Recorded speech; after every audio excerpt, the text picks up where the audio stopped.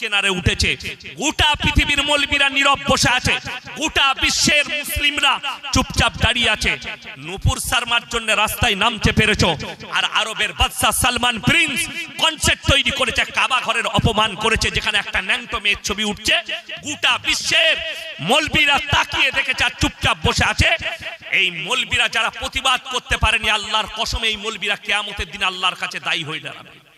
আল্লাহ ছাড়বেন না যারা প্রতিবাদ করতে পারছে না। কেন?